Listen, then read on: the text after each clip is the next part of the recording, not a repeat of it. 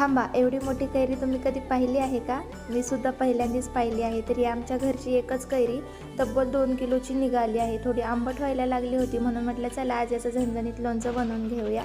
मग लगेच तयारी चालू केली आणि तिचे छान बारीक स्लाइस करून घेतले आणि मग लगेच लोणचं बनवायची तयारी चालू करून घेतली.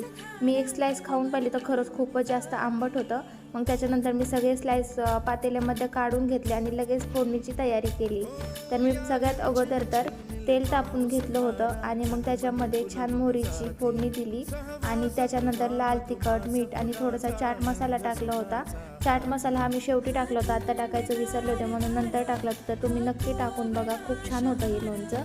आणि त्याच्यानंतर सगळं फोडणी वगैरे दिली मी आणि नंतर त्यात कैरीचे स्लाइस टाकून सगळं मस्त मिक्स करून घेतलं होतं. एवढं टेस्टी लोणचं तयार झालं होतं ना की जेवणात फक्त हे आणि भाकर जरी असली ना तरी खूप झालं.